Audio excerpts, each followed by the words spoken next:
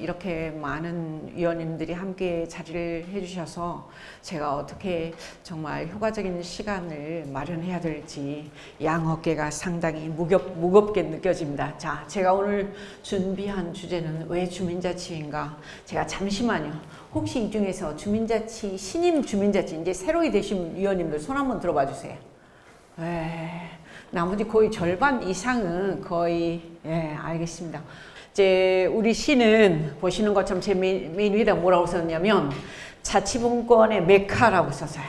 그래서 우리 시장님께서 전국에 이 자치단체 장님들을 대표해서 자치분권 지방정부협의회 회장님이시기 때문에 어찌 보면 우리 시흥시는 작년도 자치분권 대학이 20몇 개 곳에서 이렇게 개최가 되었는데 그 중에서 가장 정말 제 개인적으로는 인상적인 그러한 이 학생분들 그리고 수업 태도 그리고 거기서 느껴지는 열정들이 아주 참 그 남달랐었다라고 하는 그런 제가 글도 적은 그런 기억이 있는데요. 자, 보시는 것처럼 인구가 엄청 급증하고 있는 그런 추세입니다. 그래서 거의 이제 50만 명에 육박하고 있고요. 자, 저렇듯 17개 동이고 그리고 이제 시흥시에서 제가 느낄 수 있었던 것은 도서관이 참 많아요.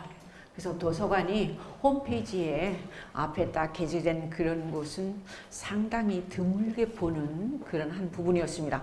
그만큼 시장님의 철학이 자, 서양에서는 어떤 도시가 만들어질 때 제일 먼저 거기에 도서관이 가장 중요한 자리에 이렇게 만들어지는 그런 경우를 볼 수 있었는데 어찌됐든 자, 저기서 외국인 수까지 쭉쭉 넘어가도록 하겠습니다. 자, 이미 혹시 들으셔서 아시겠지만 우리가 지난 30년을 이렇게 돌아보면 각 대통령마다 자, 지금 매 5년 임기 동안에 강조를 했었던 그런 이 국정 지표상에서 나타난 슬로건이 있습니다. 자, 보시는 것처럼 맨 처음 여기 보시는 것처럼 이제 문민의 정부 그러면은 김영삼 대통령이고요. 그 다음에 국민의 정부 하면은 다 같이 그 다음에 여기서 참여정부 하면 다 아실 거예요. 노무현 대통령. 자, 지금 김대중, 노무현, 그 다음 국민성공시대 다 같이 MB 대통령. 그 다음 국민행복시대 그러면 다 같이 자, 박근혜 대통령 우리 모두 행복했어요. 그쵸? 그 다음 여기서 요 바로 자, 맨 오른쪽에 나와 있는 자, 지금 국민 주권 시대 그러면 지금 현재의 대통령이 자, 표방하고 있는 국정의 가장 중요한 슬로건이 바로 국민 주권 시대입니다. 아니, 아까 우리 시장님이 말씀하셨던 것처럼 이미 우리 대한민국 헌법에는 대한민국 민주공화국이다. 자, 1조 1항에 그 다음에 모든 권력은 누구에게 있고 국민에게 있고 그 다음에 거기 그 주권은 누구로부터 나온다? 자, 지금 이 국민으로부터 분명히 헌법 1조 2항에 다 나와 있음에도 불구하고 다시 국민 주권 시대를 여기서 표방하고 있습니다. 그러면서 대통령은 여기 맨 밑에 국민이 실질적인 주권자임을 명시할 수 있어. 근데 우리는 가끔씩 착각을 해요. 내가 아까 시장님 말씀하셨던 것처럼 내가 살고 있는 우리 시흥시에서 우리 지역의 주인이 누구지? 라고 반문해 보면 우리는 착각을 하게 됩니다. 주인? 우리 지역에서 주인이 누굴까요? 그 다음 우리 동네에서 주인이 누굴까요? 했을 때에 살짝 혼란이 올 수 있습니다. 그리고 아까 말씀 나왔었던 것처럼 자, 행정은 항상 여기 앉아 계시는 시민들을 볼 때 민원인으로밖에 생각을 안 하고요. 그 다음에 나라는 국가는 국민을 볼 때 항상 유권자 정도로만 생각을 하지 그것도 투표장에 가는 날 내가 주권자임을 생각하지 평소에는 내가 지역에서 주인으로서 생각을 별로 하지 않습니다. 그냥 주민등록만 되어 있는 그런 주민으로 우리는 인지를 하고 일상에서 열심히 살아가고 있는 우리 대한민국을 보면서 자, 여기 문재인 대통령은 여기에서 보시는 바처럼 국민이 개개인의 권력을 생생과 참여하고 결정하는 자, 유명한 아주 참 어마어마한 말씀, 직접 민주주의와 그 다음에 여기서 주민 참여와 자치를 여기서 강조를 하셨습니다. 이제 그러면서 여기서 지금 보시는 것처럼 인수위원회가 없이 5월 9일 날 선거에 의해서 그 다음에 5월 10일 날 바로 거기에서 이제 대통령의 임기가 시작이 되는데 거기서 5년 동안 임기 재임 기간 중에 해야 할 100대 과제를 거기서 표방을 했는데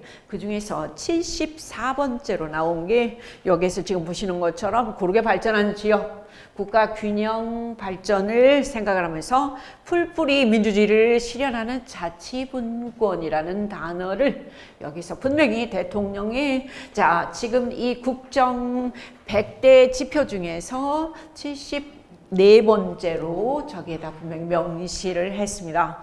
이제 그러면서 여기 보시는 바처럼 아까 말씀 나온 고르게 발전하는 그런 지역으로 저기에 나와 있고요. 자, 그 다음입니다. 작년도 10월 25일날 6일날 전라남도 여수에서는 어떤 일이 있었냐면 전국 지방자치의 날이 있었고 동시에 혹시 들어보셨을까? 우리 주민자치위원님들은 전국 주민자치 박람회라고 들어보셨죠? 예, 개최되었습니다. 아마 많은 분들이 벤치마킹을 다녀오셨으리라고 생각을 해요. 그날 자, 지금 문재인 대통령은 거기에서 전국의 243개 광역 및 기초 자, 지금 단체장님들을 모시고 거기에서 회의를 했습니다. 뭘 회의를 했냐면 거기에서 이제 선언한 게 여수 선언이라고 유명한 요게 보면 위에서 셋째 줄에 자치분권 로드맵을 발표를 했어요. 자치분권 로드맵이 여기서 뭐냐 그럴 것 같으면 내 삶을 바꾸는 자치분권 비전하에 강력한 지방분권을 자 여기서 5대 분야 30대 추진 과제로 거기에서 이제 선언을 했습니다. 그러니까 임기 5년 동안에 여기서 자치분권을 추진하겠다. 단 추진하는데 선제되어야 할 것은 지금의 헌법으로는 자치분권이 상당히 어려울 수 있어요. 왜? 다 아시는 것처럼 우리 자 아까 잠시 나왔었는데 지금 헌법이 처음 만들어진 건 1948년이에요. 그렇죠? 헌정사상 지금 70년이 지났습니다. 70년 지났고 지방자치법이 만들어진 지도 69년이 되세요. 49년에 만들어졌으니까. 그런데 그때 만들어진 지금의 어떤 지방자치라고 하는 것은 오늘날 이렇게 되돌아보면 정확하게 말씀드리면 지방자치를 위해서 만들어진 것이 아니라 결국은 무엇을 위해서 만들었냐면 혹시 지방분권의 반대말 자 뭐라고 혹시 들어보셨습니까? 네, 맞습니다. 중앙집권이요. 자, 정확하게 중앙집권적인 헌법이거든요. 그 다음에 중앙집권을 더 강력히 추진하기 위해서 만들어진 지방자치법이었습니다. 지방자치를 제대로 실현하기 위해서 만들어진 그런 법이 아니거든요. 이제 가장 대표적으로 이제 세계 어느 날 보더라도 지방자치가 잘 때는 아까 여기에서 제 동영상에 나왔었는데 독일이나 그 다음에 프랑스나 영국 이런 데를 보면 이제 지방자치단체장이란 말은 쓰질 않습니다. 지방정부라고 얘기를 하죠. 혹시 들어보셨습니까? 지방정부의 장이라고 얘기를 하지 지방자치단체장, 광역자치단체장, 그 다음에 기초자치단체 이건 말이 안 되는 거거든요. 그것은 대통령의 권력을 조금 더 뭔가 무게중심을 이렇게 두기 위해서 만들어진 그러한 어떤 직함이라고 저는 그렇게 생각합니다. 할 수 있을 거라고 보고요. 그래서 여기 지금 보시는 것처럼 자 5대 분야 30대 추진 과제를 얘기를 했는데 거기서 제2국무회의를 제도하고 자 지금 자치분권을 추진하기 위해서 아까 말씀하신 자치 입법권 우리 시흥시에 필요하다라면 아니면 부산광역시 필요하다면 거기서 필요한 법률도 아니면 조례도 만들 수 있어야 돼. 자, 그런데 우리는 단지 입법은 어디에 고유한 권한으로 전부 다 생각을 하고 있죠. 시작. 자, 다시 어디 시작? 국회입니다. 국회. 우린 국회를 생각하면 굉장히 잠이 잘 오고 밥도 잘 소화가 잘 되고 그렇죠? 그렇죠? 예, 아마 그러실 거라고 봐요. 반어법의 도사들이. 네. 그다음 지법권. 그러니까 결국은 지방이 그 지역의 특징을 그 지역의 자원을 잘 활용할 수 있는 결국은 지방이 살아야 국가가 살 수 있는데 지금까지의 대한민국은 지난 70년 동안에 압축 성장을 해오면서 자 국가 발전, 국가 개발 국가 어떤 그런 위상 높이기에 너무나 올인하다 보니까 지방이 지금 상당히 신음하고 있는 그런 상태예요. 조금 이따 보시면 아실 것 같아요. 자, 특히 자 자치행정 그 다음 여기 세 번째 나와 있습니다. 무슨 재정권 시작? 자치재정권. 자치재정권, 지방재정권 아마 조금 다음 페이지 나오는데 상당히 어렵죠. 자치복지법 이 네 가지의 요 지금 지방자치권을 다 같이 한번 읽어보십니다. 뭐 하시겠다? 헌법화. 그러니까 지금 현재의 헌법으로서는 사실 자치분권이 상당히 어렵습니다. 어렵습니다. 이 권한을 중앙집권적인 권한을 밑으로 내려주지 않으면 분권이 쉽지가 않거든요. 그래서 자 문재인 대통령 작년 10월 달에 이 개헌을 염두에 두고서 자치분권 로드맵을 발표를 했는데 사실 지금 거의 데드라인 나와 있어요. 3월 23일까지 개헌안이 어떻게 되지 않으면 상당히 어려운 상황에 놓여 있는 오늘의 현실. 자, 그러면서 여기 마지막 여기 나온다. 지방재정 자립을 위해서 재정분권이 굉장히 중요한데, 자, 여기서 지금 보시는 거 지금 국세와 지방세 비율이 아까 시장님 말씀하셨던 것처럼 지금 몇 대 몇이라고요? 다 같이 8대 2예요. 8대 2. 예, 국세가 8이에요. 그 다음에 여기서 지방세는 2밖에 안 되기 때문에 이 심지어 우리 시흥시 같은 경우는 다음 페이지 또 그 다음 페이지 나옵니다. 여기 다시 한번 나옵니다. 자, 대한민국의 주권은 국민에게 있고 쭈쭈쭈 나오는데 지금 어느새 우리 지난 70년의 역사를 통해서 봤을 때에 여기서 자 지금 국민 주권주의 아니면 주민 주권주의가 아니라 다 같이 한번 읽어보십니다. 무슨 주의로? 시작. 국회 주권주의로.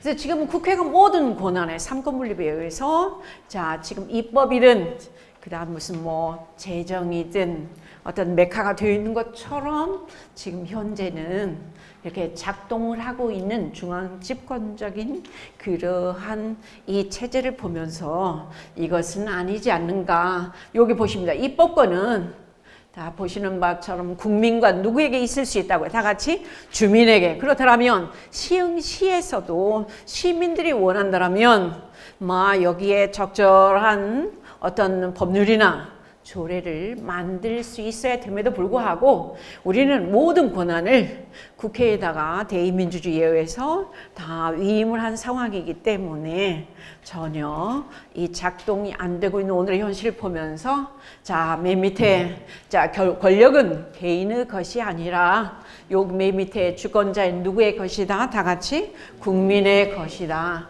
그 다음에 시민의 것이다. 그 다음 주민의 것이다 라고 하는 것을 자, 여기서 지금 보십니다. 다시 한번 아까 말씀드린 국회 주권주의를 이렇게 표방하다 보니까 우리가 국회만 생각하면 상당히 참 머리가 아파요.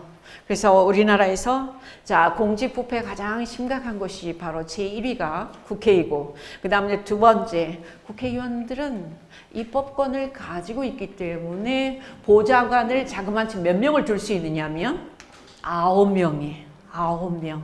놀랍습니다. 자, 어느 정도냐면 4급을 2명 두고 그 다음 5급을 2명 두고 그 다음 6, 7, 8, 9 각 1명씩에 마지막에 인턴 그래서 9명을 둘 수 있어요. 근데 우리 다 아시는 바처럼 어쩌다가 서부 유럽 저쪽에 스웨덴이나 덴마크, 노르웨이라든지 아니면 독일이나 스위스의 이제 국회를 이제 보도해주는 방송해주는 그런 내용을 보면 그쪽 나라들은 절대로 보좌관들이 있더라 없더라. 시작. 없죠. 누가 공부를 해? 다 같이 국회의원이 스스로 하잖아요. 근데 우리는 누가 다 대신해서 해줘. 그러니까 이러한 어떤 이 제도 이런 것도 조금 이제는 바꿔야 되지 않을까 싶은 이런 것들이 모두가 다 모두 아까도 말씀 나왔었던 것처럼 개헌안에 자치분권 그렇게 된다면 국회의 권한도 조금 축소되고 뭐 그럴 텐데 아직은 조금 그래서 자 여기서 참고로 제가 저런 것도 가져와 봤어요.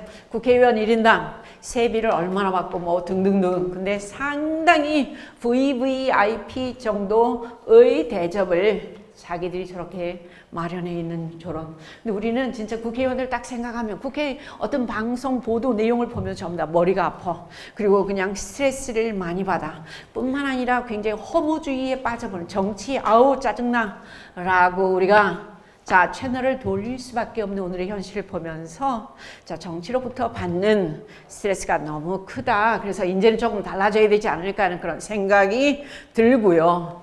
그 다음에 여기서 다시 이제 아까 잠시 여기 나왔습니다. 뭐냐면 이 그 여수에 갔었을 때 대한민국의 주민이 대한민국입니다. 저러한 이 슬로건이 크게 써져 있는 것을 보면서 아, 세상이 참 많이 바뀌었구나 하는 그런 생각도 들었고요. 그 다음에 제가 자료를 한번 가져와 봤는데 아까 자치재정권, 지방재정권, 사실 권한과 그 다음에 재정을 좀 밑으로 이렇게 내려줘. 이게 이제 분권이거든요. 근데 중앙 집권에서 이제 분권으로 이렇게 자 지금 이렇게 힘을 내려줘야 되는데 특히 이제 제가 예를 들어봐서 저기 한번 보시죠. 서울시 25개 자치구의 재정 자립도를 이렇게 가져왔는데 요 맨 밑에 보시는 거죠. 2000년도에는 재정 자립도가 50%가 다 넘었어요. 근데 이제 요즘은 복지 관련해서 지출하는 부분이 너무너무 많기 때문에 맨 오늘날은 여기서 2015년에 31.5%에서 지금 2018년도에는 29.8%로 이렇게 내려왔더라고요.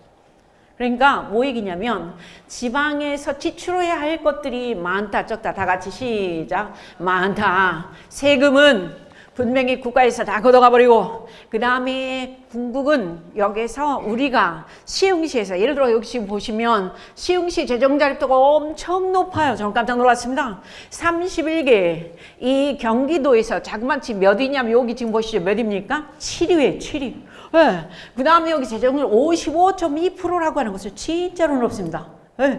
그 다음에 전국에 아까 말씀드렸던 243개 광역과 기초가 있어요. 그 중에서 다 같이 숫자 읽어보시면 돼요. 몇입니까? 시작. 15위. 그러면 시흥시 정도면 그래도 조금 뭔가 이렇게 많은 세금을 걷어들이고 그러니까 어떻게 보면 조금 풍족하게는 아니더라도 쓸 수 있어야 되는데 그럼에도 불구하고 50%밖에 재정 자립을 못하고 있어요. 그 소리는 뭐냐면 자, 정부로 이렇게 납부해야 할 국세가 상당히 많다. 그래서 자립이 잘 안 되고 있다. 이렇게 생각하시면 틀림이 없을 것 같아요.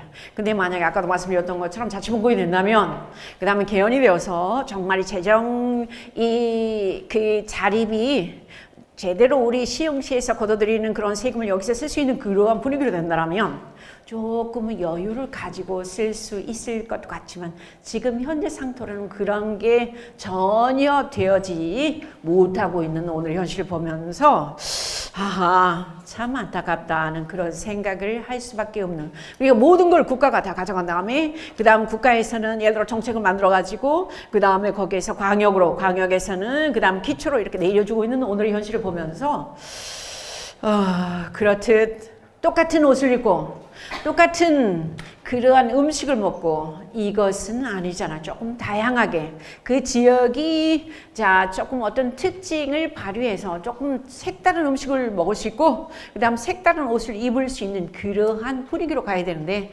아직까지는 저 부분이 되어지지를 못하고 있다. 그래서 전국의 243개 광역 기초 정부들이 상당히 지금 어렵다. 근데 잠시만요. 근데 아까 지금 우리가 개헌을 한 게 언제냐면 1987년이었어요. 정확하게 올해가 몇 년이냐면 31년이에요. 31년. 근데 우리가 축구 경기를 보더라도 일단 전반전이 끝나고 나면 잠시 뭘 하든가요? 다 같이? 쉬는 시간을 갖잖아요. 그죠? 휴식을 취하잖아요. 우리가 30년 지났으니까 그동안에 얼마나 많은 변화들이 다 일어났어요. 그러면 이제는 헌법도 좀 고치고 그 다음 뭐도 좀 하고 그래서 새로운 변화에 우리가 대처할 수 있는 그러한 역량을 밑으로부터 쫙 끌어올리는 어쩌면 그 밑으로부터가 우리가 오늘 여기 앉아 계시는 주민자치를 통해서 좀 했으면 좋겠다. 자, 여기 다시 한번 나오지만 대통령 입으로 제가 지금까지 살아오면서 요게 지금 보시는 100대 과제 목표가 고르게 발전하는 그런 지역입니다. 그 다음에 요쪽에서 자 100대 과제 전략이 다 같이 한번 읽어보십니다. 무엇을 실현하기 위한 시작. 풀뿌리 민주주의를 실현하기 위한 자치분권을 위해서 5대 핵심 과제가 있어요. 근데 이 5대 핵심 과제를 대통령 입으로서 그날 발표를 했었는데 요게 지금 보시면 중앙 권한의 획기적인 지방 이양. 그러니까 중앙 정부는 한마디로 뭐만 하면 되냐면 외교, 국방, 경제 이런 것만 하고 나머지 다 밑으로 내려주라 이게. 내려주라. 사무가 다 중첩이 되거든. 중앙. 그 다음에 광역, 그 다음에 기초. 이러다 보니까 잘 풀리지가 않은 거예요. 자꾸만 우리는 위 사람들의 눈치를, 위 정부의 눈치를 봐야 되고, 이런 부분을 보면서 이제 이런 건 다 이해가 돼요. 근데 네 번째, 다 같이 대통령이 낭독한 네 번째 거 다 같이 한번 크게 읽어보십니다. 무엇을 강화? 시작. 풀뿌리 주민자치를 강화시키겠다. 저는 그 부분을 읽어내려갈 때, 대통령 읽어내려갈 때 정말 감동했어요. 자, 지금까지 주민자치를 대통령의 입으로서 거론한 적은 단 한 번도 없었거든요. 자, 저 부분을 보면서, 자, 뭔가 자치분과에 된다면 주민자치가 정말 제대로 뿌리를 내릴 수 있겠구나 했는데, 이제 이 자치분권이 우리 대한민국 사회에서 뿌리를 내릴 수 있는 어떤 계기가 있었습니다. 아시는 바처럼 이제 촛불 시위를 계기로 해서 정말 우리 국민이 새로운 그런 패러다임을 갖게 되었고요. 그 다음에 거기에서 더더욱 중요한 건 주민이 주인이다라고 하는 그 주민 주권에 대한 의식, 그 다음에 아울러 정치 의식도 상당히 많이 발전하게 되는데, 이런 부분들이 결국 주민이 주인인 그러한 민주주의를, 주민 민주주의를 여기서 싹 튀게 하는, 그 다음에 주민자치 풀뿌리를 여기서 발전하게 되는 그런 계기가 되었다, 이렇게 생각이 되고요. 그래서 다시 한번 나오지만 조조조조법 놔두고, 그 다음에 이제 요즘 세상이 얼마만큼 변화하고 있는지, 인공지능, 우리가 기계를 만드는 것은 사실 인간의 삶이 조금 편안했으면 하고서 기계를 만드는데, 이제는 기계의 노예가 되어버린 우리 인간을 보면서 이거는 아니잖아요. 뭔가 변화가 있어야 돼요. 근데 지금 아까도 말씀드렸던 것처럼 기존의 30여 년 전에 만들어진 그런 헌법으로서 우리가 이렇게 맞지 않는 옷을 입고 있는 대한민국의 국민들, 뭔가 어색하고 뭔가 조금 아니잖아요. 이걸 여기에서 우리가 다 인지를 한다라면 새롭게 출발할 수 있는 그런 계기가 되어야 되겠다.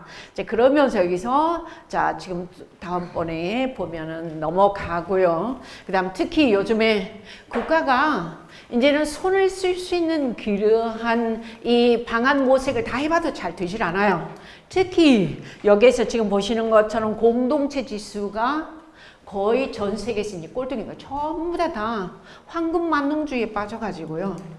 이 압축 경제를 발전시키다 보니까 돈이면 다 되는 그러한 어떤 그런 시대 흐름, 가족들도 다 필요 없어요. 그냥 나만 잘 먹고 잘 살면 되는 그러한 극단적인 이기주의 형태로 이렇게 흘러버리는 이런 부분을 보면서 국가가 그런 부분에 대해서는 이제는 이제 손을 쓸 수 있는 그러한 어떤 그런 그 뭐랄까요, 방법도 그 다음에 시기도 좀 많이 놓친 게 아닌가. 이제 그러기 때문에 그 다음 페이지에 바로 인구 문제도 마찬가지. 출산 장려를 위해서, 그러니까 다른 도시에서 인구를 이렇게 뺏어오는 인구 유입이 아니라 출산 장려를 위해서 참 지난 10여 년 동안 정부가 쏟은 돈이 자그만치 여기에 보면 얼마가 되냐면 126조예요. 126조. 자, 지난 10여 년 동안에 정부가 쏟아부은 그런 돈 126조인데 126조면 정말 많은 돈이잖아요. 만약에 시흥시에 지난 10년 전에 5천억을 딱 주면서 시흥시 인구 증산을 위하여 자, 뭐 아이들을 내든 뭘 하든 해봐라 했었을 때 우리 시흥시에서는 인구 증산이 가능했을까요? 아니면 조금 불가능했을까요? 다 같이?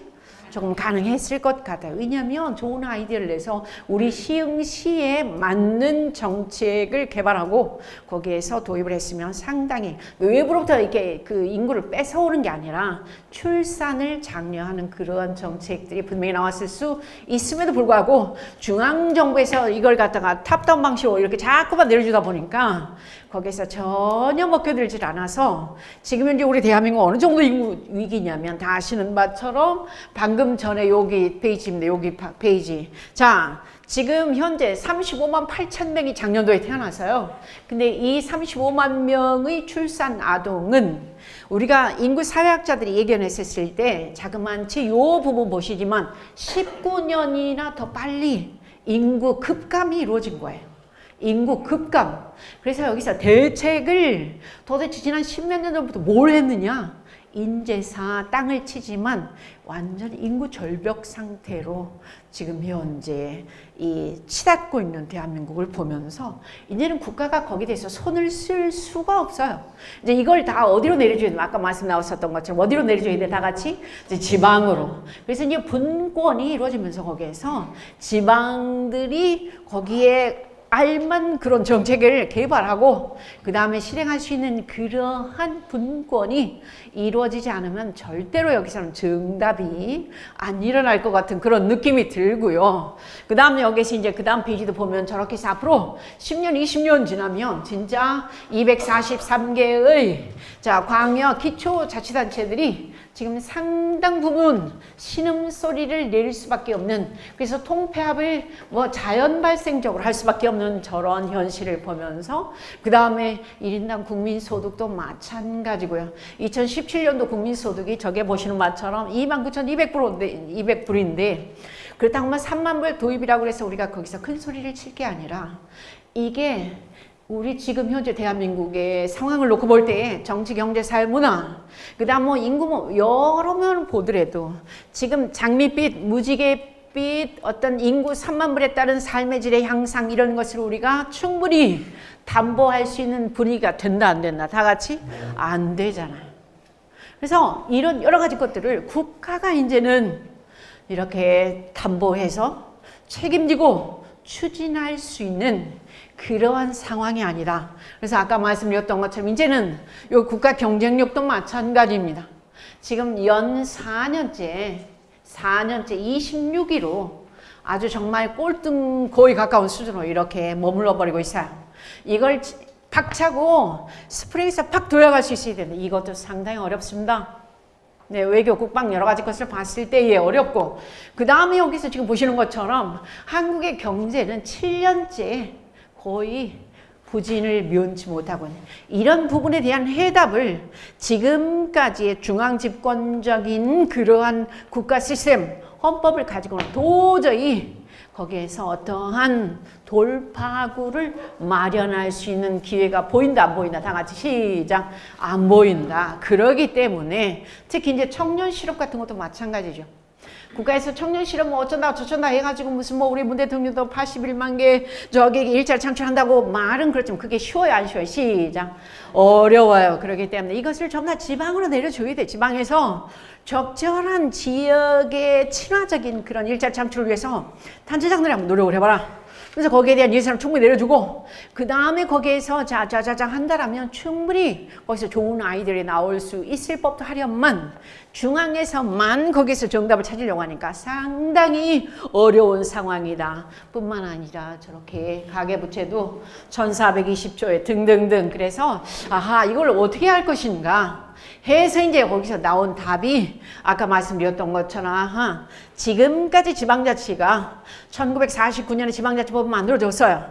근데 지금 정확하게 70년 지나갑니다. 그런데 지방자치 주체가 뭐냐면 여기서 다 같이 지금까지는 요게 보시는 주체가 누구였으면 다 같이 시작. 국가에서요. 국가가 중앙집권에서 전부 다 지방자치의 무리를 국가가 다 여기서 운전대를 잡고 있으니까 지방은 전혀 제소리를 못 내고 있는 거예요. 그러지 말고 제 지방이나 그 다음에 거기에서 자 지금 이 주민에게 내려줘라 라고 만들어진 게 아까 우리 시장님이 총회장님으로 계시는 저게 나오잖아요. 전국 지방분권 지방정부 자치분권 지방정부 협의회 회장님이 바로 우리 회장님이시다. 시장님이시다. 이렇게 생각하시면 될 것 같고요. 자, 등등등 해서 자, 결국은 아까도 말씀드렸던 것처럼 이제 지방이 살아야 결국은 국가가 산다. 여기까지가 이제 전반적인 도입 부분이고요. 이게 자치분권의 현실을 봤을 때에 지금까지 지방자치는 그래도 어느 정도 그래도 틀을 유지하면서 22년, 23년 지나면서 이제 어느 정도는 조금 그리고 자치분권을 얘기를 할 수 있는데 요쪽 이렇게 들어오면서 보면 두 번째 이제 주민자치를 보시죠. 주민자치는 상당히 조금 암울합니다. 왜냐하면 다음 페이지를 보시면 다 아는데요. 아직까지 자치분권대학에서도 다들 지방자치에 대해 필요성은 100%다 공감하시고 그 다음 행정학 교수님들도 다 말씀하시는데 실질적으로 주민자치를 여기서 얘기하시는 교수님들 별로 안 계세요. 그래서 그 부분에 대해서는 아쉬운데 다행히 우리가 여기서 주민자치학교 제1기를 시흥시에서 마련하신다는 이 자체에 대단히 의미가 있다. 그래서 넘어가서 보시면 이 주민자치의 가장 원조는 어디냐면 저쪽에 고대 아테네의 자 지금 민회라고 하는데 민회 혹시 들어보셨을 거예요. 민회는 뭐냐면 바로 직접 민주주의. 그래서 마을의 주민들이 직접 자 그때 아테네는 도시국가였어요. 국가가 그때 없었기 때문에 도시국가의 인구가 몇 명이었냐면 10,000명이었는데 그 중에서 약 한 6,000명이 일주일에 한 번씩 모여요. 일주일에 한 번씩 모여가지고 거기서 의장을 뽑아. 근데 매번 의장을 다르게 뽑아요. 그리고 10,000명 중에서 6,000명이 모일 때도 무엇을 통해서 거기서 모이냐면 우리 같으면 거기서 자 지금 전부 다 추첨을 통해서 바로 요 추첨이라고 하는 게 민회가 갖고 있는 굉장히 민주적인 방법입니다. 자 6,000명이 한 광장에서 모여서 거기서 무엇을 의논하냐면 주민들이 직접 앉아가지고 바로 이런 부분을 의논하죠. 보십니다. 여기서 보면 공공질서 유지, 그 다음에 여기에 재정, 과세, 외교, 도편 추방, 특히 이제 외교 같은 거, 그리고 특히 여기에서는 과세, 세금을 지금 주민자치회는 솔직히 주민자치위원회는 솔직히 다 아시겠지만은 위원회가 하실 수 있는 어떤 그런 역량이나 권한이나 그 다음에 무슨 뭐 책임 이런 것이 별로 있다 없다 다 같이 없죠.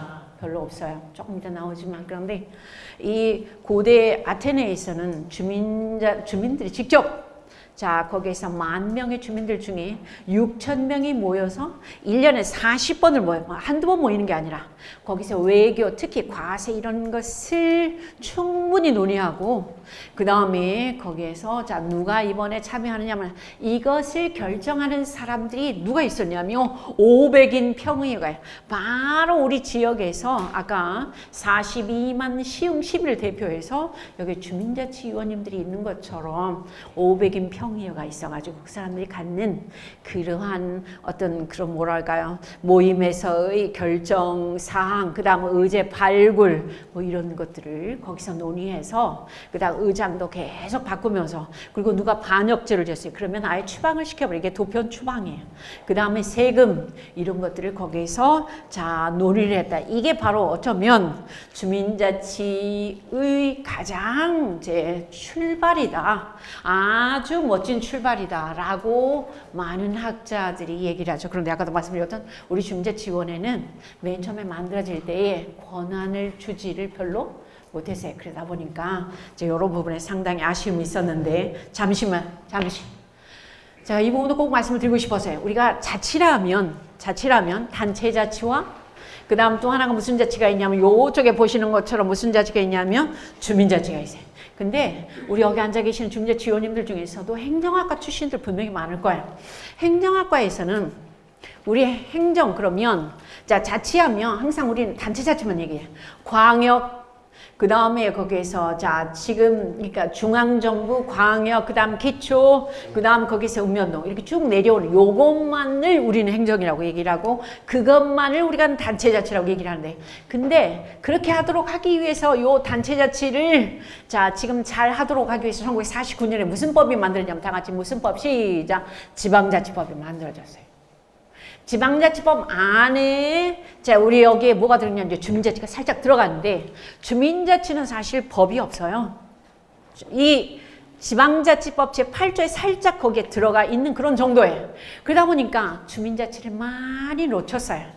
자, 그리고 여기 주민자치라고 하는 건 뭐냐면 자, 지금 특히 수평적 분권이라고 그러는데 주민자치위원회, 그 다음에 지역에서의 무슨 활동가 그룹들, 그 다음에 또 다른 직능단체, 그 다음에 다른 무슨 뭐 공익 활동을 하는 그런 단체들 이렇게 많이 있을 거예요. 근데 그쪽끼리의 네트워킹 이런 정도를 여기에서는 이제 주민자치다 이렇게 얘기를 하는데요. 상당히 아쉽게도 오늘날 아까도 말씀드렸던 것처럼 광역과, 그러니까 중앙과 광역과 기초와 그 다음에 논리는 요 지금 단체자치만을 이야기하는 자치를 강조하지 이쪽에 주민자치를 얘기하시는 그런 학자분들이 별로 많지가 않다. 그러나 주민자치가 먼저 잘 되어야 무슨 자치도 잘 돼. 다 같이 시작. 지방자치도. 그러니까 지방자치가 잘 되려면 주민들이 먼저 거기에서 주인의식을 가지고 그 다음에 그 지역에서의 제대로 된 시민정신과 주민정신 이래지 거기서 딱 이렇게 앞뒤가 맞는데 아직까지 우리 대한민국은 지난 70년 동안에 정말 고도 성장을 이룩하는 데는 모든 사람들이 기여를 했지만은 이러한 주민자치에 대한 필요성, 그 다음에 주민자치 역량 강화 이런 부분에 대해서는 별로 우리가 신경을 쓸 수가 없었다. 그래서 오늘날 여기 보시는 바처럼 요쪽에 주민자치가 우리 생활 일선에서 조금 발전할 수 있는 그런 방향으로 갔으면 좋겠다. 잠시만요. 주민자치위원회는 맨 처음에 언제 만들어졌었냐면 김대중 대통령이 1997년 12월 15일날 당선이 되고 그 다음에 읍면동을 그때는 원래는 없애려고 그랬어요. 읍면동 기능 전환하려고 그랬는데 그게 이제 반대에 부딪히죠. 그렇게 해서 읍면동을 어떻게 만드냐면 시범사업까지 해가지고 2000년 7월에 그때 이제 전산화가 되고 그러니까 전체 주민센터 동사무소를 읍면 동사무소에 공무원들이 30명 정도가 있었거든요. 그때는 전부 다 민원인들이 읍면동사무소에 가면 전부 다 뭘로 썼습니까? 다 같이 손으로 써요. 그래서 출생신고, 전입신고, 그 다음에 인감증명 전부 다 손으로 쓰니까 한 민원인이 갔다 보통 3시간씩 걸리니 1, 2층이 전부 다 공무원들이 다 손으로 쓰고 민원인들 맞이하고 그렇게 북적북적 했었었는데 자, 2000년 읍면동 기능전환이 되면서 자, 지금 전체 공무원들을 딱 절반을 잘라가지고 전부 다 어디로 보내냐면 시로다 보내요. 그 다음에 2층이 동사무소에 다 비네? 그러니 2층이 비어버리니까 2층을 무엇으로 바꾸면 좋을까 생각하다가 거기에서 일본의 제도를 모방해가지고 만들어진 것이 여기에 보시면 다 같이 2000년 7월에 다 같이 무슨 센터? 시작! 주민자치센터예요. 주민자치센터인데 문제는 주민자치센터가 할 수 있는 권한을 여기서 이제 기능을 여기 지금 보십니다. 제일 먼저 오른쪽 한번 읽어보시죠. 무슨 시작? 주민자치 기능이 제일 먼저예요. 그럼 주민자치 기능이면 지역의 주민들이 주민자치센터에 모여서 논의하고 그 다음에 지역의 주인으로서 무엇을 어떻게 할까? 현안 문제가 뭔가에 대해서 서로 자 관심을 가지고 이런 모임을 하고 그런 주민자치 기능이 주민자치센터에 다 같이 오늘날 있다 없다 시작 별로 없죠. 별로 없죠. 단 여기서 6가지 기능의 문화여가 지역복지 주민편의 시민교육 지역사회 진흥 중에서 이제 무엇이 가장 많은 부분을 차지해버리냐면 다 같이 시작 자 문화여가 기능이 62% 차지해요. 네. 그러니까 어떻게 보면 주민자치센터가 다른 무슨 뭐 여성 인력개발센터 그 다음에 교회나 성당에 사니며 문화센터 백화점에 사는 그런 평생학습 기관의 프로그램들하고 다를 바가 전혀 없어버려요. 이게 이제 굉장히 큰 문제로 지적이 되죠. 잠시만요. 자, 주민자치센터의 프로그램들이 운영돼. 그 프로그램들을 운영하는 데 있어서 이 프로그램들을 심의 의결할 수 있는 그런 사람을 누구를 이렇게 모시냐면 다 같이 요 지금 가운데 있어요. 다 같이 오른쪽에 다 같이 무슨 위원회 시작 주민자치위원회. 주민자치위원회는 사실 맨 처음 2000년에 만들어질 때 정말 잘못 만들어졌습니다. 제가 그 분명히 말씀드릴 수 있어요. 그러니까 주민자치위원회에 대해 가장 중요한 것은 권한을 드려야 돼요. 무엇을 하실 수 있는 권한과 그 다음에 아울러서 혜택도 드리고 그 다음에 특히 이제 그분들이 어떠한 재정에 대해서 이렇게 권한을 좀 드리고 그랬어야 되는데 그런 부분이 전혀 있다 없다 시작 전혀 없죠. 전혀 없어요. 딱 한 가지 뭐냐면 요게 나와 있습니다. 자, 둘째 줄에 주민자치위원회는 주민자치센터의 설치 및 다 같이 한번 읽어봅니다. 설치 및 운영에 대한 무슨 권? 시작. 심의 의결권. 그 다음에 여기서는 6가지의 주민재센터에 관련된 기능에 대해서 우리 주민자치위원회가 거기서 심의하고 의결하는 그런 정도밖에 주질 않아요. 그 다음에 거기서 총괄 책임은 누구에게 드리냐면 다 같이 시작. 동장님에게 드리죠. 주민자치위원회님을 동장님 명하도록 하는 거예요.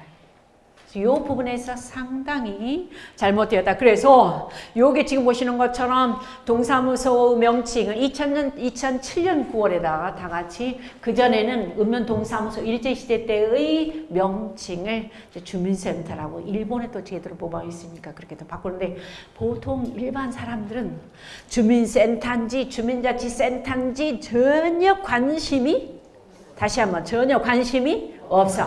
그 다음뿐만 아니라 주민자치위원회에 대해서도 우리 시흥시 정도는 정말 경기도에서 전국에서도 이 그 유명세가 아주 탄탄하니까 그런데 저 남쪽으로 가서 봐. 주민자치위원회 하면 인지도가 별로 있다 없다. 시작. 없어요. 그러니까 나머지 바르게 살기나 새마을분야 이런 데는 전부 다 사람들이 다 알아. 그런데 주민자치위원회는 처음 들어보는. 그러다 보니까 주민자치위원회의 역할, 그 다음에 필요성, 주민자치가 왜 전혀 이 높은 사람들이 인지를 하지 못하고 그러다 보니 맨 밑에 나와요. 자, 경상북도 같은 데는 제가 그렇다고 폄훼하려고 그런 거 아닙니다. 지금 전 읍면동에 주민자치위원회가 저기서 몇 프로밖에 안 남았어요. 시작. 24%밖에 안 만들어져 있어요. 그 다음에 전라남도도 마찬가지 50%밖에 안 만들어져요. 그 소리는 정치하는 사람들은 주민자치위원회에 대해서 별로 애정이 있다 없다. 시작. 없다. 똑똑해지는 주민들에 대해서 별로 관심이 없다. 저는 그렇게밖에 생각할 수가 없어요. 그리고 특히 다른 직능단체 중에 하나인 것 정도로만 생각하는 이 주민자치위원회의 위상 대단히 안타깝죠. 동의하시죠? 네. 자, 우리 시흥시는 그래도 시장님의 마인드가 저렇게 훌륭하시니까 이렇게 주민자치학교까지 지금 2년째에 이렇게 뭐 심화과정까지 만들어진 그런 부분을 보면서 정말 놀라워요. 근데 다른 데는 진짜 안 좋으시다 아시죠? 어떻게 하는지 아실까요? 뭐 예를 들어서 목구청 같은 데는 한 15개 동이 있어요. 그러면 주민자치위원 5명씩이니까 15개 그러면 한 몇 명일까? 300명 넘잖아요. 그죠? 그런데 그럴 때 보통 막 버스 한 8대 불러가지고 한 300명이 어디 가. 그렇게 해가지고 항상 보통 이제 점심 먹고 출발해서 거기 가가지고 제일 먼저 청장님, 구청장님 뭐 이렇게 그 훈시 듣고 그 다음에 밥 먹기 전에 흔히 이를테면 그 놀이 좀 하고 그 다음에 저녁 먹은 다음에 각 동별로 주민자치위원님들 밤 내내 뭘 하실까요? 자, 친교 워크숍을 하시도록 하십니다. 그래서 이제 그 다음날 저 같은 사람 불러가지고 주민자치위원회 역할과 자세에 대해서 강의를 듣네. 근데 그 다음날 10시부터 11시 반까지 저를 불러. 근데 분명 어제 300명의 버스 8대로 왔다는 거 아는데 여기서 교육에 오신 분은 몇 명? 10명, 30명. 근데 더 중요한 것은 그분들 몸과 마음 안에 항상 뭐가 다 들어있냐면 어제 밤새 내내 드신 뭐 때문에? 주님 때문에. 주님이 함께 계시니 몸과 마음 안에 그래도 나중에는 평가받을 때는 자 워크숍 가가지고 주민자치위원님들 역량 강화 워크숍 몇백 명으로 올라가 다 같이 300명으로 올라가. 이게 지난 18년 동안에 되풀이된 그런 모습이었어요. 그러다 보니 주민자치위원님들이 뭘 어떻게 해야 될지 전혀 몰라. 관심 없어요. 그러니까 적절히 뭘 읽고 적절히 그냥 한가운데 있는 그런 정도로 주민자치위원회가 지난 18년 동안 되다 보니까 아주 거기에서 오호통제라 결국은 뭐냐면 여기서 지금 보시는 것처럼 주민자치위원회가 제대로 지역의 주민의 대표로서 그 다음에 주민들을 어떻게 하면 어떻게 활성화시켜 이런 거 전혀 관심 없어요. 그냥 거기서 어떤 하나 무보수 명예직으로 그냥 거기에서 자리 하나 얻어가지고 그 다음 등등등 하는 그런 정도로밖에. 자, 그래서 정말 안타깝죠. 진짜로 안타깝습니다. 자, 그래서 결국은 주민자치위원회가 정말 법적 위상을 가지고 지역의 어떤 주민 대표로서 그 다음에 이런 일을 하고 저런 일을 하고 그렇게 해서 책임감을 갖고 그 다음에 무슨 거기에서 사명감 이러한 분위기가 되지를 못한 상태로 지난 18년이 되다 보니까 여기에서 특히 요게 지금 보시는 것처럼 주민총회가 없는, 그러니까 지역의 문제에 대해서 이런 일 저런 일 그런 일을 전부 다 주민들이 모여가지고 이렇게 하면 좋을까 저렇게 하면 좋을까 그렇게 하면 좋을까 그래서 하면 전부 다 고민을 내고 그 다음 아이디어를 내고 그 다음에 주민 의견 수렴 이런 그런 자리가 있어야 되는데 그러한 이 주민자치위원회가 되지를 못하고 18년이 지나온 오늘을 보면서 참 안타깝다는 그런 말씀을 이렇게 드릴 수밖에 없을 것 같은데, 특히 재정적으로 우리 주민자치센터에 적립금이 프로그램을 해가지고 자 몇백만 원 몇천만 원 있어요. 그런데 우리 주민자치위원회가 자 자력으로 이것을 쓰실 수 있는 그러한 위치가 된다 안 된다? 다 같이 안 되죠.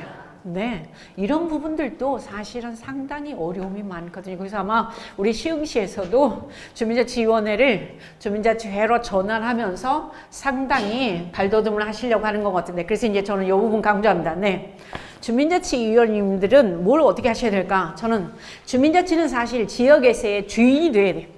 주인.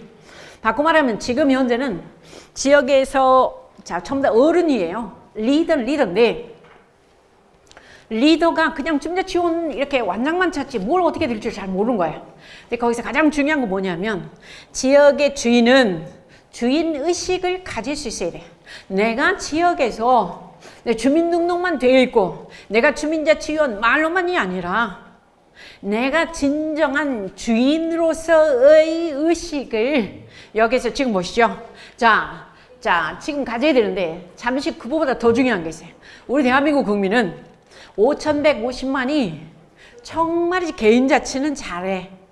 개인의 출세와 개인의 성공을 위해서는 정말 허리띠를 졸라매고 밤잠 안 자고 정말 노력을 많이 합니다. 부지런합니다.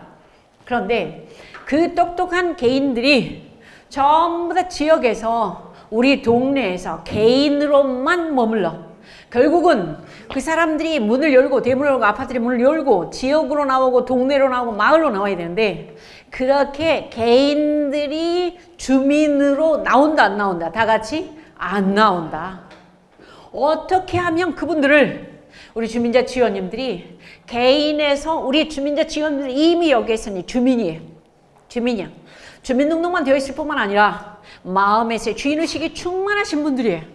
그 다음에 지역에서 정말 리더로서의 자질과 그 다음에 시간 투자를 그 다음에 고민까지도 충분히 하시는 분들이야.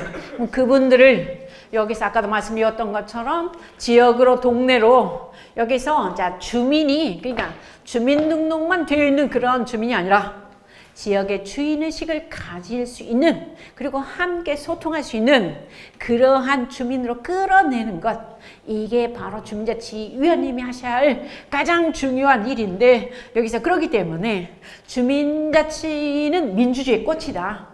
풀뿌리 민주주의가 주민자치가 잘 되었을 때에 그러니까 주민들이 지역에서 정말 주인으로서 시민정신이 투철하고 시민성을 가지고 그럴 때에 우리 시흥시가 발전하고 그 다음에 시흥시에 나중에 자치분권이 되었을 때에 여기에서 자 분권이 위에서는 대통령은 지금 이렇게 떡을 내려주려고 그래요. 근데 여기서 밑에서 받아먹을 수 있는 주민들의 민도가 높아져야 거기에서 딱 이 손바닥이 딱 마주치는데 지금 현재는 제가 볼 때는 아직 먼 그런 우리가 가야 할 길이 멀다 저는 그렇게 생각합니다. 그래서 우리 시흥시의 주민자치위원님들처럼 아까도 말씀 나왔던 것처럼 이제는 개인이 지역으로 동네로 마을로 나올 수 있도록 하고 이제 그렇게 되었을 때에 여기에서 우리 주민자치위원님들은 그들이 마을로 나올 수 있도록 무엇을 해줘야 되냐면 거기에서 다같이 자 돗자리를 깔아주고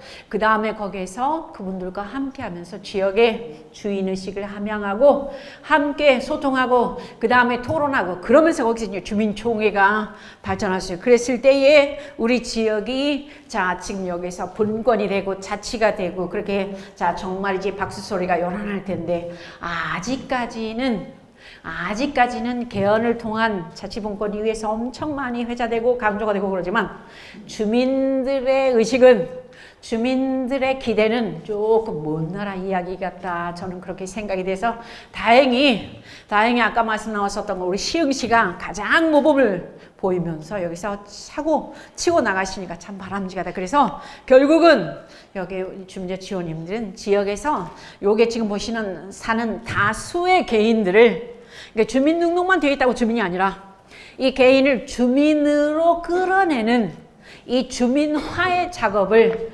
하셔서 그들과 함께 했을 때에 거기에서 공적 가치가, 그 다음 지역의 현안이, 지역의 문제가 이를테면 해결될 수 있는 가능성이 높다. 저는 그렇게 말씀을 드리고 싶고요. 그 다음은 여기서 이제 제가 가지고 온 게 뭐냐면, 자, 여기서 뭐 얘기냐면, 사실 우리가 주민자 참여에서 가장 참 어려운 게 뭐냐면 다른 주민들의 참여를 끌어내는 거예요. 바꿔 말하면 말은 돗자리로 끌어내라. 그 다음에 거기에서 함께 춤추고 함께 소통하면 거기에서 마을이 덩달아서, 자, 지금 어떻게, 자, 그 삶터이자 놀이터이자 쉼터인 마을이 정말 이렇게 그 살기 좋은 마을로 될 거 아니냐라고 얘기를 하는데 그게 쉽지가 않아요. 그래서 주민들의 참여를 이끌어낼 수 있는, 흔히 말해서 우리가 주민자치 사업을 참 많이 하고 있어요. 그런데 이제 거기에서 우리가 가장 쉬운 그런 아이디어를, 이제 궁극은 뭐냐면 사실 재정적으로 조금 자립할 수 있는 그런 기틀을 마련하는 게 바람직하지 않을까. 그래서 주민자치원에서 요게 지금 보시는 것처럼 협동조합을, 지금 오늘 받으신 과일 요걸 보시면서 굉장히 놀라셨을 건데, 이게 제가 한번 여쭤봤어요. 근데 여기에 딱 뭐라고 썼냐면 세밀의 협동조합이에요. 만약에 여기에서, 자, 지금 정왕 이동에 주민자치위원님들이 함께 하시면서, 아, 우리가 어떻게 하면 마을에서 어떻게 좀 이렇게 돈 좀 벌어보면, 그런 일 좀 해보면 안 될까 하고 얘기를, 예를 들어 가장 비근한 예를 들어서 그랬을 때에, 아, 우리가 어떻게 돈을 벌어? 근데 이제 거기서 돈 번다라고 먼저 이익 창출에 눈을 뜨지 마시고 주민들이 함께 하다 보니까 우리가 여기에서 조금 아이디어를 모아보자 해서 마지막으로 이러한 아이디어를 가지시고 거기에서 사업을 하실 수 있어요. 물론 이 경우는 이익 창출을 먼저, 수익 창출을 먼저 이렇게 그 선제한 아이템이기 때문에 조금 나중에 이게 이제 사업이 확대되면 어려움에 처할 수 있지만, 요게 지금 제가 생활협동조합 사례를 이렇게 소개를 한 몇 개 해드리고 싶어요. 그래서 주민들의 참여를 이끌어낼 수 있는 가장 좋은 방법에 우리가 흔히 말하는 주민자치 사업을 한다고 그러는데, 마찬가지 여기서 협동조합을 이렇게 해보시면 어떨까 하는 의도로 가져왔는데, 이것은 우리 지역사회의 어떤 그런 생태계상 사실 우리는 대기업의 물품을 조금 더 선호하고 그 다음에 세일하는 걸 더 선호하기 때문에 사실 우리 정세는 조금 맞지 않아. 그래서 사실 협동조합이 1년, 2년, 3년 이렇게 지속이 되다가 상당히 많이 이렇게 그 뭐랄까요, 좀 이렇게 그 망하는 그런 경우들이 있는데, 어찌됐든 여기에서 지금 생활협동조합을 제가 이렇게 몇 가지 가져왔습니다. 자, 제일 먼저 뭐냐면 저쪽에, 자, 지금 보시는 성남시의 복정고등학교 교육경제공동체 사회적 협동조합 뭐냐면, 우리 고등학교에 보면 매점이 다 기억나실 거예요. 근데 매점에서 먹었었던 음식을 생각을 해보면 다 같이 아주 참, 지금 한번 생각해 보시죠. 고등학교 때 매점, 우리 맨 앞에 앉아 계시는 뭐 드셨습니까? 라면 많이 라면. 그 다음에 우리 위원님은? 과자요. 과자도 전부 다 이름 있는 과자가 아니라? 이름 없는. 그 다음에 우리 위원님 뭐 드셨어요? 우유. 근데 우유는 좀 아주 고급이죠. 그 다음 우리 위원님 뭐 드시는지 기억나세요? 과자 많이 먹었습니다. 과자, 빵, 그죠? 단팥빵, 그 다음에 꽈배기. 근데 그런 것들은 사실 거기다 뭘 넣는지 그 다음 우리 기억도 잘 안 나. 근데 그렇듯 어떻게 보면 위생과는 조금 거리가 먼 그러한 매점에 이 파는 그런 음식들, 그 그다음 거기에서 소속이 좀 정체불명인 그런 음식들 많이 있잖아요. 그래서 복정고등학교에는 선생님과 그다음 학생들과 그다음에 거기에서는 학부모들이 이렇게 삼위일체가 돼가지고 뭘 했냐면 우리들이 전부 다 주주가 돼서 학생들을 하고 여기에서 자 출자금을 내서 전부 다 학생들이 5,000원씩만 내가지고 거기에서 협동조합을 만들어 보자 해서 만든 이 매점이 자 그 다음에 여기서 이제 학부모들이 전부 다 자원봉사를 하고 학생들도 돌아가면서 그 다음에 처음에는 선생님들이 여기저기 연계해 가지고 자 해서 친환경 학교 매점을 했는데 이게 잘 됐다 안 됐다 다 같이 잘 되었다. 예를 들면 이런 거예요. 우리가 자 마을에서 사실은 주민들을 참여시킨다는 게 쉽지는 않거든요. 이제 가장 비근한 예를 들어서 이렇게 수익 창출의 모델로서 이것을 제가 가져왔는데 한번 쭉 보시면 좋을 것 같다는 그런 생각이 들고요. 근데 이상하게도 자 이런 수익 창출을 한다 그러면 사람들이 모일까요? 안 모일까요? 시작 모이죠. 근데 그게 자칫 불협화음의 출발이 될 수 있어요. 그래서 주민자치 사업으로서는 저희가 경제 사업은 조금 경계를 이렇게 좀 이렇게 말씀을 드리곤 합니다. 그 다음 이제 두 번째로는 여기서 이제 흔히 우리가 지역에서 가장 대표적인 그런 사회적 협동조합으로서 혹시 한살림 들어보셨어요? 네, 한살림과 거의 맞먹는 수준의 그러한 사회적 협동조합이 있으니 여기에 지금 보시는 것처럼 대전 아이쿱이라고 하는데요. 근데 대전 아이쿱은 한살림과 같은 거의 비슷한 규모의 자그만치 전국의 회원 25만 명이에요. 25만 명. 그리고 저기에 보시는 바처럼 이 대전 아이쿱에서는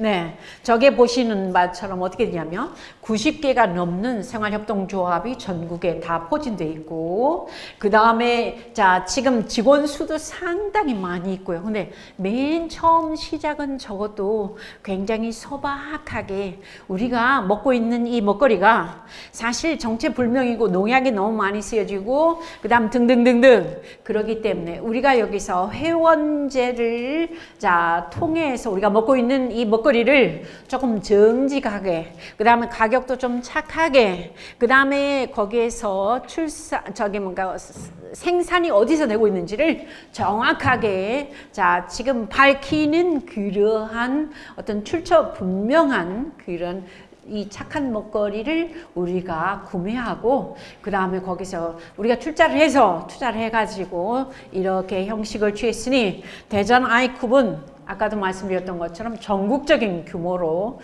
상당히 지금 이렇게 발전된 그런 모습을 거기에서 일하고 있는 사람이 직원 수가 지금 현재 3,600명 정도로 엄청난 규모의 자 저러한 협동조합으로 좀 만들어졌는데 참고하시면 좋을 것 같다는 그리고 여기에서 이제 출자금은 맨 처음에 여기에서 이제 자기가 보시는 것처럼 조합비는 연 10,000원씩만 내고 그 다음 내가 이걸 저기 뭡니까 구매할 때마다 1,000원씩의 비용을 드리고 그 다음에 거기에서 이제 배달되었을 때 500원을 또 드리고 뭐 이런 일련의 과정들을 거치면서 분명한 소속의 자 먹거리를 우리가 사다가 우리 가족의 전체 어떤 그런 그 생명을 지키는 그런 협동조합이 있는데 바로 여기서 대전 아이컵 이런 것도 있고요. 어떻게 보면 우리 주민자치위원님들이 하시는 주민자치 사업하고는 조금 이 코드가 안 맞을 수 있다. 이 부분에 대해서는 제가 100% 공감하고요.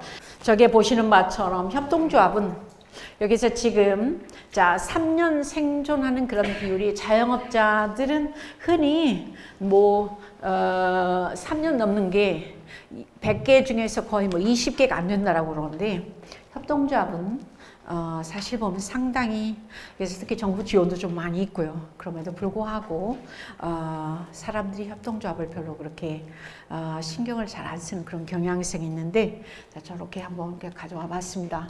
거의 결론을 보면 뭐냐면 결국은 이제 주민이 주인이다. 아까 말씀 나왔었던 것처럼 주민자치가 잘 되는 그런 나라들이 저 스위스에, 그 다음에 또 대표적으로 독일에, 그 다음에 또 영국에, 프랑스에. 물론 방법과 내용은 조금 우리랑 조금 다를 수 있습니다. 그런데 이제 그들은 결국은 뭐냐면 이제 교회를 간다든지 성당을 간다든지, 그래서 지역의 주민들이 주일에 한 번씩은 꼭 만나면서 지역의 현안들에 대해서, 지역의 고민들에 대해서 계속 나눔을 하죠. 근데 우리는 아까도 말씀 나왔었던 것처럼 잘 배우고, 그 다음 힘 있는 사람들일수록 마을 일에 대해서, 동네 일에 대해서, 지역 일에 대해서 관심을 갖는다, 안 갖는다? 다 같이 시작. 안 가자. 그래서 어떻게 하면 그분들 우리가 끌어낼 수 있을까? 어떻게 하면 그분들이 우리 마을 일에 참여할 수 있도록 할 것인가? 우리가 계속 고민을 해야 되는데, 결국 맨 밑에 나와 있지만은 이제 권력이라고 하는 것은 개인의 것이 아니고, 우리가 촛불 시위를 거치면서 그 다음에 최근에 일어나고 있는 일련의 일들을 통해서 우리가 깨닫는 바가 분명히 있으리라고 생각을 해요. 그래서 뭐냐면 권력은 쪼갤수록 어떻게 된다? 다 같이 투명해져요. 그 다음에 권력은 쪼갤수록 투명해지고, 그 다음에 여기에서 지금 권력은 쪼갤수록 국민들이 정치로부터 스트레스를 덜 받아. 우리가 참여하면 할수록 스트레스를 덜 받고요. 그 다음 맨 마지막에 있어요. 정치 허무주의가 별로 없어요. 예. 우리 지금 다들 정치에 있어서는 관심이 없어. 나 짜증나라고 많은 사람들이 이야기를 하고 있지만, 이것은 어쩌면 이제 주권자가 단독으로 중앙 집권적인 그러한 정치 시스템이 작동되다 보니까 그런 것 같고요. 이제는 분권이 분명히 이루어져야 된다라고 이렇게 생각을 하고, 거기에서 이제 자치분권의 대안으로서 저는 여기서 제안 드리는 게 뭐냐면, 요게 지금 보시는 것은 다 같이 한번 읽어보시죠. 무슨 제 도입이다. 시작. 직접민주제래요. 직접민주제. 결국은 이제 누가 참여를 해야 되냐면, 여기 앉아 계신 누가, 다 같이 시작. 주민들이, 주민자치위원님들이 이제는 지역의 주인으로서 이제 우리가 스스로 지역의 문제에 대해서, 현안에 대해서 가장 여기에서 직접민주주의라고 그랬으니까 다 같이 한번 읽어보시죠. 요게 다 같이 한번 무슨 총회입니까? 시작. 마을총회라고 얘기를 하는데요. 작년도에 서울에서 35개 동에서 마을총회를 했어요. 지역의 문제들, 그러니까 무슨 얘기냐면 저쪽 고대 아테네처럼 지역의 문제에 대해서 우리가 어떻게 하면 조금 더 우리 마을에서 제일 현안인 뭐 이런 문제에 대해서 어떻게 하다 보니까 35개 동에서 이렇게 마을총회는 굉장히 좋았답니다. 그리고 잠시만요. 이제는 주민자치회가 되면, 아직 우리 주민자치위원회인데, 주민자치회가 되면 이제 요즘 말썽이 되고 있는 충청남도 같은 데는 15개 시군에서 뭘 어떻게 되냐면, 지금 혹시 주민세 내고 계시다는 거 아셔요? 주민세 얼마 내고 계십니까? 응? 주민세 이제 세대당 얼마 내고 계십니까? 6,000원. 맞아요. 6,000원을 충청남도는 모든 지금 주민자치위원회가 아니라 주민자치회로 전환한 데 있어요. 주민자치회로 전환한 데에다가 이 6,000원을 전부 다 주민자치회로 이렇게 주고 있어요. 거기에서 이 주민세를 주민자치회가 이제 이렇게 그 자율적으로 쓸 수 있도록, 놀랍잖아요? 다시 한번, 놀랍잖아요? 놀랍죠. 그 다음에 그 부분은 김부겸 장관이 이미 작년도에 9월 달에 주민자치회가 되면 여기서 주민세를 자율적으로 결정해서 활용할 수 있도록 권한을 줄 생각을 하고 있다고 그러는데, 충청남도가 먼저 시행을 했습니다. 이제 그런 식으로 해서 주민자치회가 권한을 조금 많이 가질 수 있도록 하고, 그 다음 아까 말씀 나왔었던 것처럼 35개 동이 지역의 현안에 대해서, 의제에 대해서 고민을 해서 거기에서 결정을 하고 그것을 위로 올리고 하는 그러한 지금 절차들을 밟고 있더라, 이렇게 말씀을 드리고 싶고, 그 다음 서울 같은 데에서는 지금 현재 26개 동에다가 올해 65개 동, 그러면 91개 동이 424개 동에서 올해 아마 주민총회를 7월달, 8월달에 선거 끝나고 나면 엄청 많이 할 거예요. 이제 그러면서 직접민주제가 대통령이 얘기했었던 주민자치회가 조금 활발하게 진행이 될 것도 같은데 물론 그 전에 정치적인 변수는 충분히 있다라고 생각을 하고요. 그 다음에 여기에서 이제 이 주민총회가 잘 되는 데가 어디가 있냐면 전라남도 광주 광산구에 거기에서는 요게 지금 보시면 이제 지역에 학교가 되게 많은데 청소년들이 어디 갈 곳이 없어요. 그런데 청소년들의 어떤 커뮤니티를 좀 이렇게 공간을 마련해 달라. 이제 학생들이 밑으로부터 위로 이걸 건의를 해서 청소년들의 커뮤니티 공간이 만들어지는 사례라든지, 그 다음에 두 번째 요게 보면 요쪽에 나오고 있습니다. 이제 광산구는 21개 동이 있는데 거기에서 주민총회 비슷하게 1년에 2번씩을 하면서 거기서 의제를 발굴하고 주민들을 거기에서 참여시키면서 주민들의 의견이 위에로 이렇게 관철될 수 있도록 하는 그런 부분들. 그리고 특히 광산구는 여기서 3년 전부터 이제 동장을 주민 대표가 추천하는 사람을 동장님을 모시는 그런 것도 상당히 색다른 그런 정책으로서 이렇게 자리매김을 하고 있고요. 여기 보시면 주민총회 원조는 저기 보시는 바처럼 스위스의 글라루스 칸톤 인구 48,000명이에요. 근데 거기에서 자 1년에 매 5월 첫 번째 주 일요일 날, 그 다음에 거기에는 그 글라루스 주에서 인구 48,000명인데 주민들이 모여 때에 따라서는 6,000명, 7,000명 모여요. 근데 거기에서 자 지금 우리 대한민국은 자 다 같이 선거권이 몇 살부터 시작? 19세잖아요. 그죠? 근데 여기에서는 16세로 고쳐. 그게 바로 아까 말씀 나왔었는 지방입법권이죠. 그죠? 입법은 아니지만 아무튼 그렇게 해서 매 5월 첫째 주 일요일 날 되면 자 지역 주민들이 전부 다 여기를 참석하는데 그게 의무가 아니라 하나의 축제로 여기에서 모여가지고 저렇게 빈 자리에 여기서 지금 막 20% 정도 주민들이 모여요. 그 다음 여기서 지금 보시는 것처럼 요게 이렇게 지금 비가 와도 5-6시간씩 사람들이 모여서 자 지역의 의제를 내. 나 이거 1번, 2번, 3번 이렇게 20개 나오면 그 중에서 그 사람들 모인 앞에서 그걸 갖다 설명을 해야 돼요. 그러면 설명을 할 때 주민들이 그거 필요 없다 그러면 오 해버리면 그거 떨어지고, 그 다음 굉장히 좋은 의제들이 한 10가지가 자 여기 지금 뭐 2016년도에 여기서 과세라고 하는 것이 바로 이제 주민세죠. 주민세. 놀랍잖아요. 그죠? 전혀 대답 안 하시고. 자, 다시 한번 놀랍죠? 주민세를 주민들이 선거를 해서, 단 여기서 선거는 전부 다 거수야. 거수. 예, 한다는 이 자체는 정말 놀랍고요. 그래서 지역에 필요한 것들을 주민들이 의제로 내서 거기서 설명해가지고, 여기에서 보면 전부 다 이렇게 하고 있어요. 요게 비가 와도 사람들이 다, 그 다음에 여기에서 이제 설명할 때, 그 다음에 투표권자 안내문 저렇게 하는데요. 그 다음에 여기서 지금 보시면 요 빨간 것은 찬성이다 반대다. 그 다음에 여기도 마찬가지. 눈대중으로 대충 이것이 몇 프로 되겠다 이렇게 하는데 저러한 총회를 할 수 있다는 자체가 정말 놀랍잖아요. 놀랍죠? 네. 우리도 아마 우리도 저렇게 되는 날이 분명히 오리라고 보고요.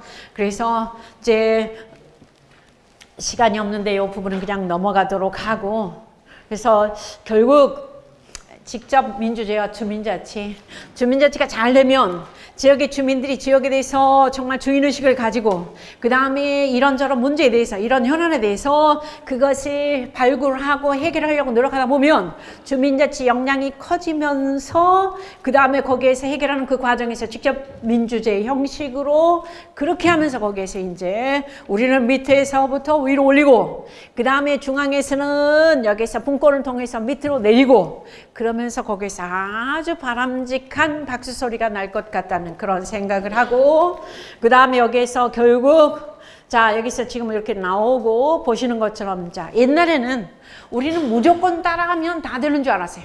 무조건 벤치마킹 하면 다 되는 줄 알았어요. 이제는 그게 아닙니다. 우리 지역에 맞는 그런 정답을 우리 주민자치가 밑에서 위원님들이 쫙 이렇게 올리고 그 다음에 위에서는 자 밑으로 내리고 그러면서 자 어떻게 되냐면 맨 밑에 있습니다. 사공이 많으면 배가 옛날에는 산으로 간다 그랬어요. 근데 요즘은 사공이 많으면 배가 어떻게 더 빨리 가. 왜? 누구는 구글 검색하고 누구는 뭐 찾고 해서 아주 지혜가 거기서 정말 팍팍팍팍 나오기 때문에 훨씬 더 잘 갈 수 있습니다. 이러한 지혜를 모아서 우리가 여기에서 지금 보시는 것처럼 마지막 정답이 이게 뭡니까 다 같이? 이게 뭔가요 다 같이? 오뚜기. 오뚜기의 특성이 뭐지요? 그래요. 넘어지잖아요. 자, 넘어지지 않는 이유가 뭘까요? 자, 무게중심이 아래가 있으니까. 결국 시흥시, 자, 50만 시흥시가 잘 되려면 결국은 무게중심이 어디에 와야 되냐면 다 같이 시작. 주민들에게, 주민들이. 결국은 무엇이 잘 돼야 되냐면 다 같이 무엇이 잘 돼? 다 같이 주민자치가 잘 돼. 주민자치가. 그래서 지금 대한민국은 지금 현재 지난 역사를 이렇게 보면 이제 상체 고도 비만에 정말 어울리지 않는 그러다 보니까 자꾸 넘어졌잖아요. 근데 우리는 우리 시흥시를 비롯해서 드디어 자 지금 아까도 말씀드렸던 것처럼 주민자치가 잘 되면 주민들이 무게중심을 딱 밑에서 잡고 있으면 절대로 국가는 망할 리가 없어요. 그 다음에 지역도 망할 리가 없어요. 예. 방금 부위원장님께서 좋은 질문 해주셨는데 이제 그런 결과 정부에서도 풀뿌리 주민자치를 민주주의 주민자치를 활성화시키기 위해서 일련의 제도들을 그러니까 주민자치원에서 주민자치 회로 이렇게 전환이 돼야 되거든요. 그래서 이제 특별법을 만들고 그 다음에 거기에 따른 여러 가지 시도들을 지금 하고 있는 중입니다. 그래서 우리 시흥시도 아까 제가 팀장님한테 잠시 말씀을 여기 여쭤봤는데 지금 주민자치위원회에서는 하실 수 있는 일이 별로 없지만 주민자치 회로 전환이 되면 이제 상당히 도약하실 수 있는 그 다음에 거기서 적극적으로 대처하실 수 있는 그러한 이 권한과 그 다음에 역할이 주어지거든요. 그래서 그 부분은 아마 또 다른 수업에서 조금 이렇게 그 강조가 되실 것 같고요. 그래서 저는 왜 주민자치인가에 대해서 전체적인 그러한 맥락을 이렇게 말씀을 드렸는데 만약에 제도 변화가 그렇게 된다면 그러니까 우리 시흥시에서도 주민자치회로 전환, 전국에 49개 읍면동이 지금 주민자치회로 전환이 됐고 그 다음에 또 다른 데에서도 지금 서울시에도 아까 말씀드렸던 것처럼 일단 26개에다가 저기 65개 동 그러니까 91개 동 올해 11월 달에 또 주민자치회로 전환이 되고 그런데 그렇게 되었을 때는 지금 하시는 일보다 몇 배의 일들을 더 하실 수 있어요. 그 다음에 권한도 더 드릴 수 있고요. 그러니까 그 부분은 아마 이 학교가 계속되면서 부위원장님이 조금 더 숙지를 하시면 쉽게 이해를 하실 것 같다는 그런 생각과 더불어서 또 그런 그 매뉴얼이라든지 이런 부분에 대해서는 저희가 또 공부를 해서 함께 하도록 하겠습니다. 좋은 질문 해주셔서 정말 감사합니다. 예. 예. 자. 시간이 9시인데 근데 한 분도 안 주무시고 이렇게 열심히 들어주는 거 너무하신 거 아니에요? 진짜 전에도 제가 시흥시 교육을 할 때마다 매번 느끼는 거지만 진짜 거의 이 열기가 너무 뜨거워서 진짜 화상을 입을 것 같다니까요. 근데 다른 데 가면 막 짜증나는 얼굴에 그냥 이마에 내천자가 있어요. 그런데 위원님들이 정말 끝까지 이런 열정을 가지고 그 다음에 안 조시고 그 다음 전체 분위기를 이렇게 끌어가시려고 노력하시는 그 점에 대해서는 다시 한번 고개 숙여서 감사하다는 말씀과 함께 오늘 여기서 모두 강의 마치도록 하겠습니다. 감사합니다.